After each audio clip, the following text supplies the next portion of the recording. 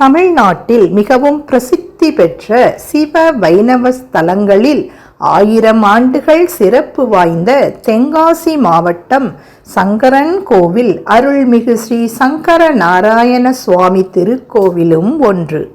சிவபெருமான் ஆடி மாத பௌர்ணமியன்று உத்திராட நன்னாளில் கோமதி அம்பாளுக்கு சங்கர நாராயணராகவும் சங்கரலிங்க மூர்த்தியாகவும் காட்சி தரும் அரிய நிகழ்ச்சி ஆடி தபசு திருவிழாவாக கொண்டாடப்பட்டு வருகின்றது. இக்கோயிலின் இறைவன் சங்கரலிங்க சுவாமி, இறைவி கோமதி அம்மன். இந்த கோவில் உக்கிரபாண்டியன் என்னும் மன்னனால் கிபி 1022ஆம் ஆண்டு கட்டி முடிக்கப்பட்டது.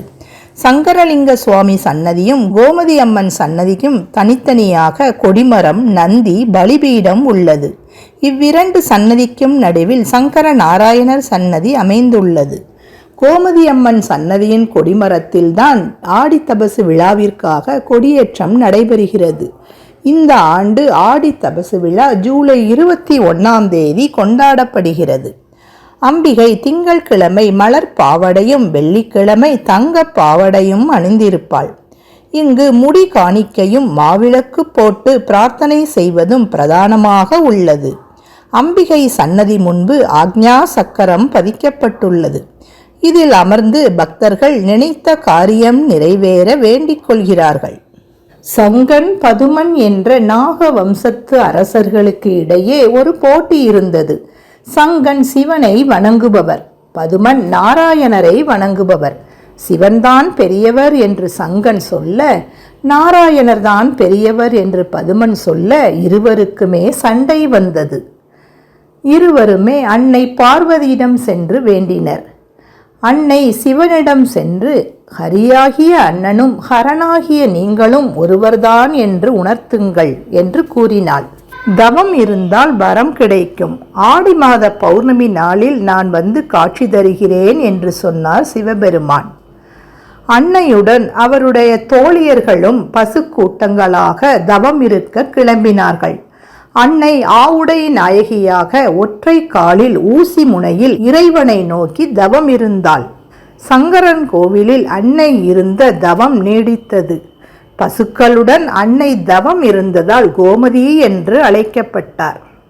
ஆடி மாதத்தில் பௌர்ணமி தினத்தில் வானத்தில் நிலவு ஒளி வீச ஊசி முனையில் தவம் இருந்த அன்னையின் தவத்தில் மகிழ்ந்த சிவபெருமான் ஆடி பௌர்ணமியில் புன்னைவனத்தில் சங்கர நாராயணராக பார்வதி உள்ளிட்ட சகலருக்கும் காட்சி கொடுத்தார். ஒருபுறம் சிவப்பு, மறுபுறம் ஷியாமளம், ஒருபுறம் கங்கை, சந்திரன், சடைமுடி, மறுபுறம் வஜ்ர மாணிக்க மகுடம், ஒருபுறம் மழு, மறுபுறம் சங்கு, ஒருபுறம் புலித்தோல், மறுபுறம் பீதாம்பரம், ஒருபுறம் ருத்ராட்சம், மறுபுறம் துளசி மாலை, ஒருபுறம் சைவ சங்கன் ஈசனுக்கு குடைபிடிக்கிறான், மறுபுறம் வைணவன் பத்மன் பெருமாளுக்கு குடைபிடித்து நிற்க அரிகரனாய் காட்சி தந்தார் இறைவன்.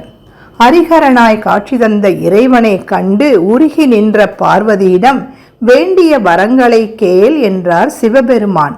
இத்திருக்கோலத்தை மறைத்து உம்முடைய திருவுருவை கொண்டு என்னுடன் தங்க வேண்டும் என அம்பாள் வேண்ட, ஈசனும் சிவலிங்க வடிவமாக புன்னைவனத்தில் உமாதேவியருடன் எழுந்தருளி அங்கேயே கோமதி சங்கரனாய் பக்தர்களுக்கு அருளினாள்.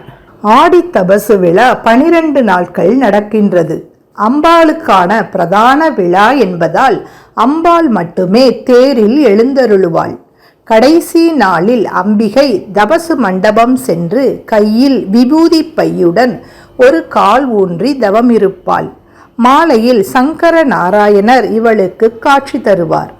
அதன்பின் சங்கரலிங்க சுவாமி யானை வாகனத்தில் சென்று அம்பாளுடன் இணைந்து கோயிலுக்கு செல்வார்.